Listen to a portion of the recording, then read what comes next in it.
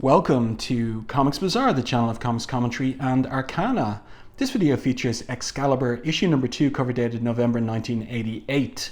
And this is a very interesting cover by Alan Davis. It's more like a page that you would find in the inside of the comic itself, because there's quite a bit of storytelling going on, where we've got Rachel Summers, aka Phoenix, attacking this werewolf here, and the piping here, the pipes in the on this side of the page almost split the page into different panels, where we've got also Nightcrawler here checking this particular pipe, Captain Britain looking around the factory or basement or wherever it is that they're here in the werewolf lair, and Megan over here also searching for Kitty. And here in the foreground we've got a werewolf with a big fat belly, and he's holding up an empty hound costume, which is the one that Rachel normally wears and which Kitty made a facsimile of in order to pose as Rachel and draw out the werewolves, which he did and which he's paying the price for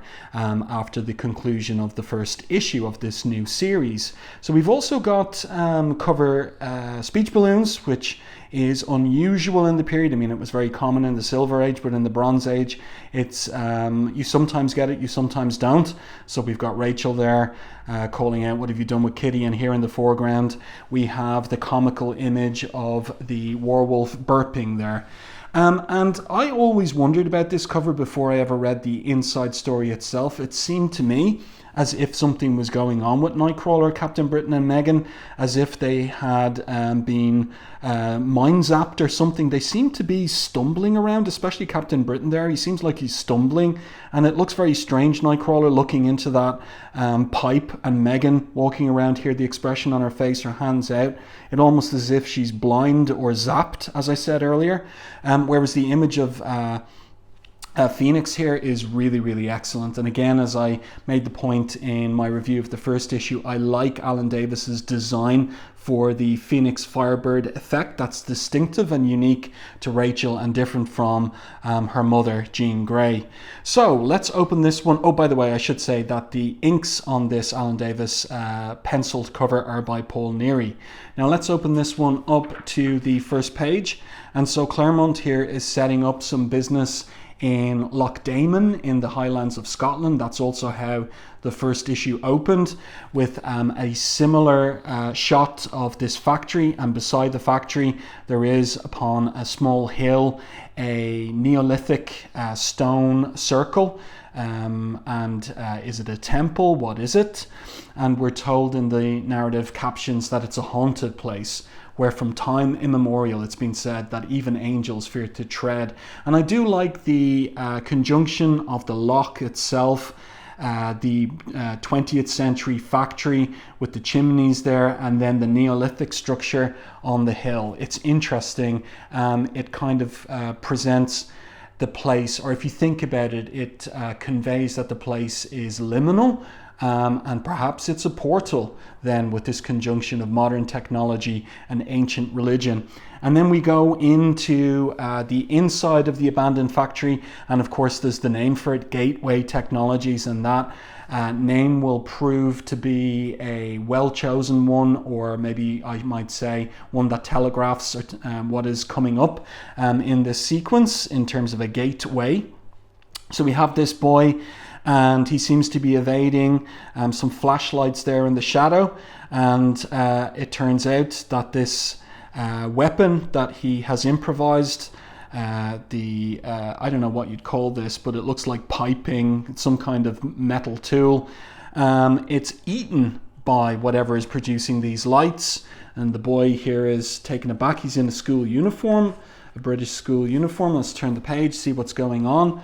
The being in the dark hiccups, and the boy says, "That isn't fair. We can't play proper games if you keep eating the equipment." So there was no peril for the boy.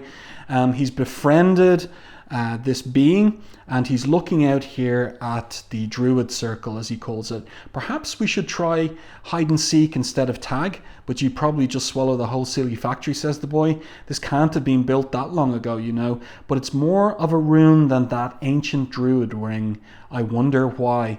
So something went on in the factory to make it be abandoned, and I like the way that Claremont is seeding the mystery here, and also holding in reserve the origin of these flashing lights, which will turn out to be eyes.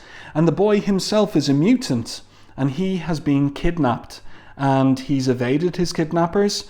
And he says here, they said they'd been paid lots of money to take me. I offered all my pocket money, 50 pence if they put me back, but that only made them laugh. They called me a mutie. They said it served mummy and daddy right for dying after having a freak like me. So the boy, it seems, was abducted from boarding school. You can see there he's got cat's eye pupils. And here come his kidnappers in search of him. And so he yells out no, and then they try to lure him out of his hiding by inveigling him with fish and chips from the Frying Scotsman. I don't know if that's a real chipper in Scotland. Somebody who knows, maybe let me know in the comments. And they're here saying, wish we could shoot him, says one of them, and have done with it. But another one says, Vixen, hears you spout like that, mate. You'll be the one shot. Fan out, searching teams. So Vixen is their boss, and we'll see her shortly. But here's the boy continuing to hide from them. And then I really like this kind of mystical, magical sparkling, or is it techno magic sparkling going on behind his back? And he is baffled, confused, and then delighted. Great artwork here by Alan Davis. Oh gosh, oh golly, oh wow, he exclaims with that big smile on his face. And then he vanishes. And here we have this strange doorway that's left behind. But the kidnappers don't recognize it as such. Vixen ain't gonna like this one bit, says one of them. They emerge from the factory empty-handed. And here is their leader in question. So there she is, dressed in safari gear with these huge minders behind her with their pith helmets as well. So there's kind of a play in their costumes on British colonialism in sub-Saharan Africa, which is intriguing. And the soldiers themselves, if that's what they are, they look like they're kind of costumed as American football players. So interesting kind of mishmash of styles that Alan Davis is drawing on for his designs. So this one on his knees before her says, he vanished, boss, like magic. And she replies, before I'm done, dear boy, as she taps her whip against her boots. Let's turn the page and see what the concluding speech is. She says, you'll wish you and this crew of incompetent clowns had vanished with him. And then interesting decision by Davis to show us here in the foreground this arch. And it turns out it's a portal, and atop it, it's got this kind of a frog face looking metallic unit that we saw in the first issue. Howls and shrieks and finally screams fade into the distance, and silence reigns until ping, the eyes open again, and this creature levitating says, Colin, friend, safe. So where has this being sent him? Well, might as well tell you what some of you already know, that this being is called Widget, and yeah, he has taken Colin to a safe place because he views him as a friend. And now this portal is crackling with, what is it, scientific magical energies. Colin, friend, safe, keeps repeating it, and then repeats what Colin said at the end. Oh gosh, oh golly, oh wow. Meanwhile, so we'll get more on this in upcoming issues, of course. And then we get our splash page, a werewolf possessed. So that's pretty cool. We have Kitty, who's been abducted, and she has been how will I put it, like sort of tranquilized. She can't move by the werewolves. About 600 kilometers and change slightly southward in the Hobbs End station of the London Underground. We have the werewolves leaping into the tunnels, and there here on the wall of the platform we have the credits: Chris Claremont writer, Alan Davis penciler, Paul Neary inker, Glynis Oliver colorist, and Tom Orzechowski letterer. And this is the era where Claremont was giving some of his royalties, 10% of his royalties, to Glynis Oliver and Tom Orzechowski so that they would be part of his preferred creative team.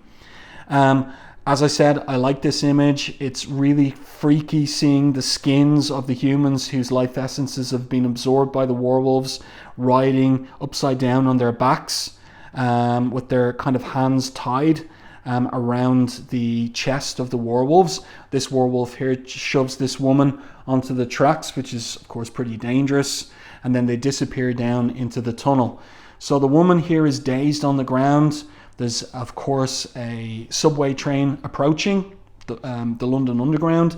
You can see it's the Victoria line there, so we've got that level of detail in the art as well. Driver here eating his hamburger, and there's not time enough to stop the train, but who comes to the rescue except for Captain Britain? So it's a really well told sequence by Alan Davis. And how were Alan Davis and Chris Claremont collaborating in this era? Well, Claremont was handing off plots to Alan Davis, and so Davis was responsible for breaking the plot down into the layouts on the 22 pages of art. So here we get the reaction of those standing, the civilians on the platform. The girl here is in shock, and Captain Britain says that was a pretty near thing, perfectly normal to be scared to the woman. And Rachel arrives, and again there's that really cool effect, the Phoenix Force effect, where her wing is stretching out and stopping the train literally in its tracks. And she says, "I've stopped the train, Captain. The passengers are shaken up, but no one's really hurt." And Captain Britain replies, "Same applies here too, Phoenix. Thank heaven." So Megan arrives, and she's asking who screamed. So it's not Kitty, they're after Kitty. They're trying to rescue her from the Warwolves. And then some of the civilians start to decide rather to exit the platform, because the station's getting too lively. But who swings down the stairway except for Nightcrawler? And they have different reactions to him. And I like this from Claremont, where some of them see him as a horror, a demon, but this woman here thinks to herself privately that he's a cutie. That's typical of Claremont. I like the way that he gives us the thoughts and feelings of crowds of people and how mixed those thoughts and feelings are. And also here we have the voices in the crowd. Everybody run for your lives. Megan here tries to calm them down. No, wait, you've nothing to fear from us. We're here to help. Now, there emerges onto the platform too a member of the constabulary, and he starts asking questions. Who started the hullabaloo, eh? But we recognize him from the first issue, and he has been taken over by a werewolf that is wearing the skin of the police officer, a sergeant in fact. So Captain Britain introduces himself as being in charge. "My colleagues and I are Excalibur," he says. "If you'll contact Commander Di Thomas of the CID at Scotland Yard, he'll vouch for us." And the police officer, remember it's a werewolf, says, "I heard of you, sir." Grabs Rachel by the arm. That's a bad move by him.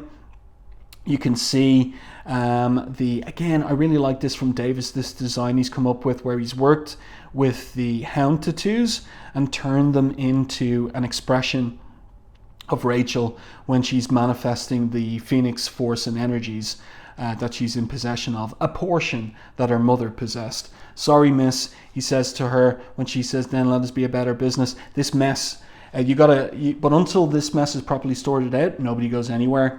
So what is going to be the relationship between Excalibur and the US, or not US, but UK police? Nightcrawler here says in respect of that, because he's the thoughtful one on the team, he says, "We can't afford to antagonize the police, Phoenix." And she's irate. She says to him, "Who cares about our reputations, Nightcrawler? Shadowcat's life is at stake." And this is interesting because, you know, Rachel, Kitty and Nightcrawler were part of the X-Men when Claremont was moving them to more of an outlaw status. and Rachel is okay with that given the dystopian future she comes from. But Nightcrawler is somebody who is who has fully bought into Professor Xavier's dream, and he's more the voice for peaceful coexistence, obeying the laws, not being an outlaw. And he says to her, her natural state is to be phased, remember, totally intangible. The Warwolves aren't likely to be able to do any harm to someone they can't even touch. Rachel responds, if that's so, how did they capture her in the first place? And that's a cue for us to switch to what has become of Kitty since the Warwolves jumped into the subway tunnels. I really like this particular panel, this choice by Alan Davis, to give us the point of view from the entrance to the underground tunnel, and we're looking back over the tracks up to the platform where Excalibur is standing. We've got Rachel and Nightcrawler there. It's really well done, really great art by Davis. So we see the Warwolves jumping into this open tube or pipe, and then here they are in their lair. And I like the detail of the posters they have on the wall, all of these films that have to do with wolves, because remember, the Warwolves are from the Mojoverse, from Mojo World, and of course Mojo World is all about television and passive entertainment, and they receive broadcasts from Earth television. And so the Warwolves are obviously fans of movies that have anything to do with wolves, such as Teen Wolf there, Curse of the Werewolf in the Company of Wolves, An American Werewolf in London, The Wolfman, The Howling. It's great stuff. And there you see the detail on the actor's chair, Lon Chaney. So the actor who played the Wolfman in one of those early 20th century black and white horror movies. So lots and lots of references there. I imagine they're in Claremont's script, but it's amusing stuff. And Kitty here is thinking about what happened, her decision in the previous issue. So this is all plot recap for anyone who maybe missed out on the first issue. So they arrive into the lair there, and they there's a bit of comic business where one of them tells the others to hang up carefully the skins they're wearing, that they're to be treated with care and respect. The others here are not convinced. There's plenty more where these came from, they say, as this one kind of comically drops Kitty right on her face on the ground. So no respect there for this perspective skin. And Kitty is, as I said, kind of immobilized, and she's only able to listen in to what they're saying. And the flies there are buzzing around her, which is kind of a macabre detail. And they come to the conclusion that it is time to absorb her life essence. And Kitty's there on the ground thinking to herself, I don't believe this. They're pulling a Siskel and Ebert number on me. My last moments are being turned into a bad review, which is the Warwolf dialogue. Take your final bow, false phoenix, says the one that's about to absorb her, as the curtain rings down on your old life and up on the new. And as the Warwolf begins to absorb Kitty's life essence, Rachel feels it. She felt this before. The last terrible despairing scream as the spirit is torn from flesh and consumed. And so she reacts instantaneously, flying up through the concrete roof of the underground station and out into the night sky of London. And I really like this transition too by Davis. I think it's really well done, the shots that he's choosing there, and also here at Orzechowski's lettering, Rachel exclaiming Kitty's name. So down here, interesting shot too, where again we're down on the tracks and we're looking up at the hole created by Rachel there, and Megan asks Captain, what's she doing? Where's she gone? And Nightcrawler, this is interesting here. He says, I should never have held her back. Something's happened to Shadowcat. So interesting from Claremont, you know, Nightcrawler is the cooler head. But what he said to Rachel earlier about Kitty, because of her phase state being now her natural state after Mutant Massacre, that she'd be okay, he realizes he's wrong. So here's the train driver. He's out accosting Captain Britain, saying, you got no coal destroying public property. And Captain Britain replies, "We'll put things right." "That you will, my lad," says the train driver. He's not at all cowed by the fact that Captain Britain is practically 7 foot tall and a huge muscle superhero. And here in the foreground is the werewolf, disguised or wearing the skin of the police sergeant. "So, we've crippled our foes," he thinks as he smiles there a toothy grin, "by claiming one of Excalibur for our own." And Nightcrawler spots it. Strange occasion for a smile, and a nasty one in the bargain, he thinks.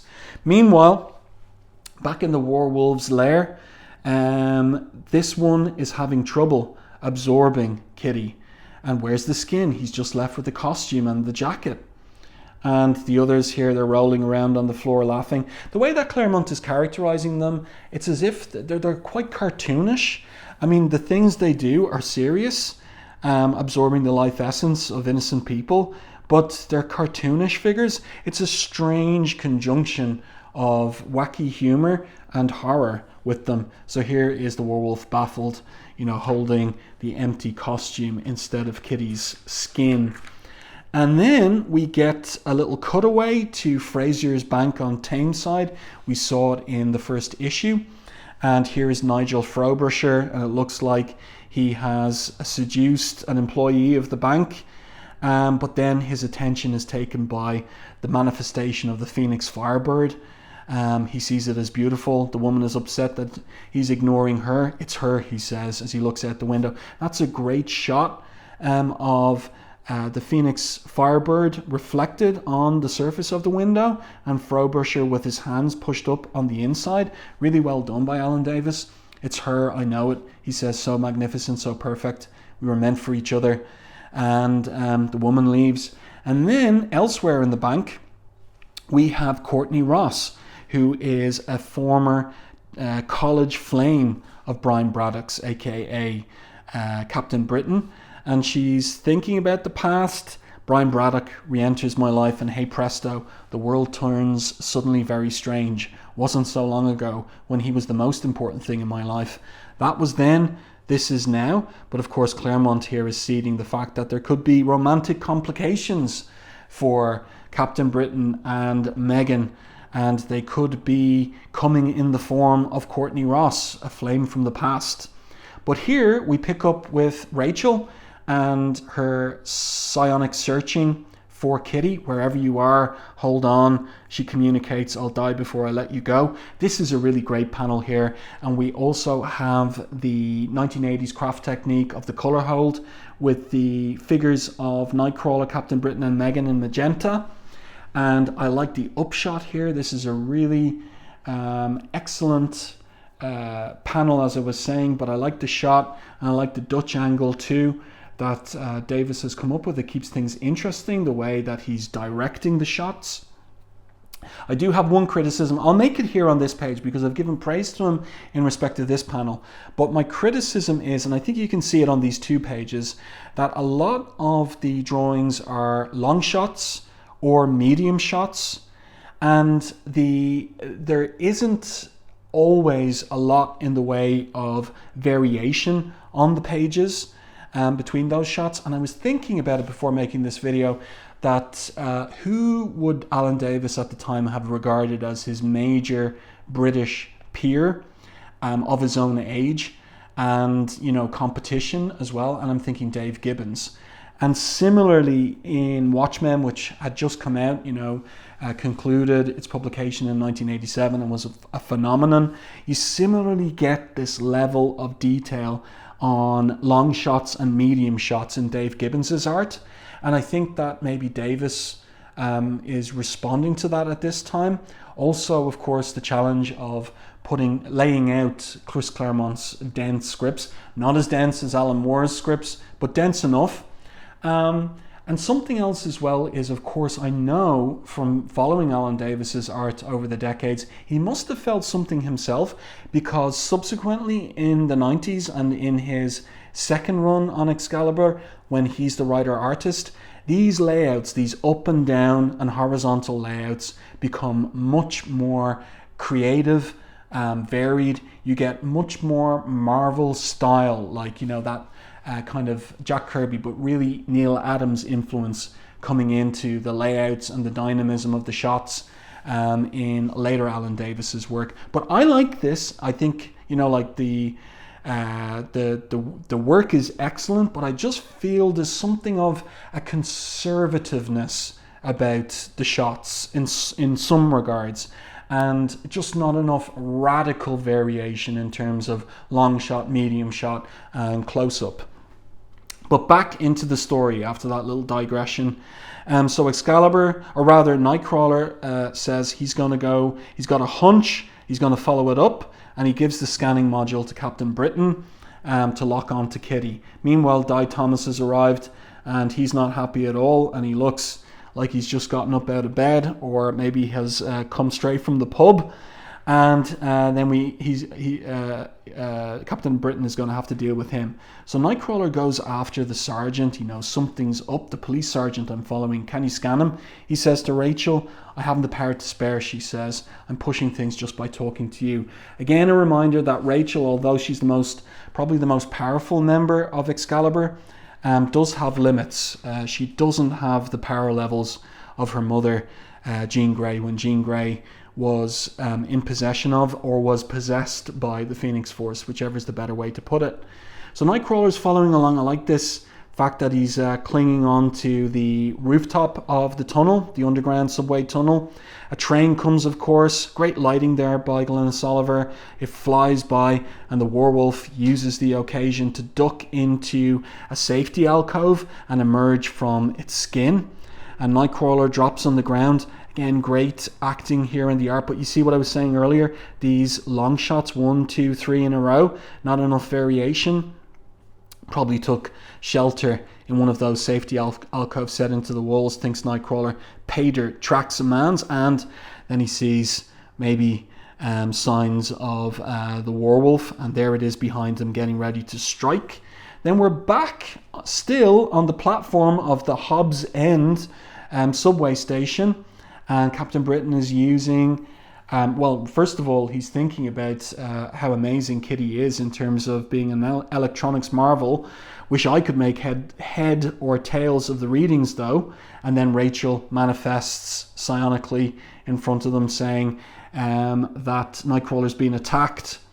So she says, Brian, if I up power to firm my link with Kurt, I'll lose Kitty. But if I don't worry.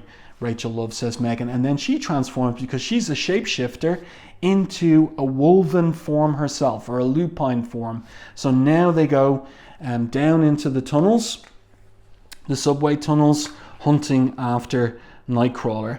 And then back in the lair of the Warwolves, there's more comic business here, and something unexpected happens. That the Warwolf that tried to absorb Kitty's life essence begins to transform, just as Nightcrawler arrives. And see the little actor's chair there for Oliver Reed, another Wolfman actor. So some more comic business with the Warwolves. And then what happens is the one that tried to possess Kitty and something went wrong decides to have a go at possessing Kurt. And then something snaps. I hear, can't, must, won't. And she attacks her peers. So is Kitty resisting? Yes. And then we get this moment here where Kitty's face begins to manifest on the Warwolf, and it accidentally rips its peer's skin, which bursts from the skin and attacks it. Meanwhile, Nightcrawler's thinking, Warwolves must be their den. While they're occupied, I'd best take my leave. But this one grabs his tail, pushes him onto the ground, and is going to try and absorb him again. But just at that moment, the rescue team arrives in the shape of Captain Britain and Megan. So you see, again, I kind of think that this, later Alan Davis would turn this into an anchor image, this moment. But I like the storytelling here where Kurt flips the Warwolf towards Captain Britain and he punches his face in, literally. That's a really well done and well drawn punch by Alan Davis. So now we have the business of Megan attacking the Warwolf. It tries to absorb her, but it's punched either side of its head by Nightcrawler and Captain Britain.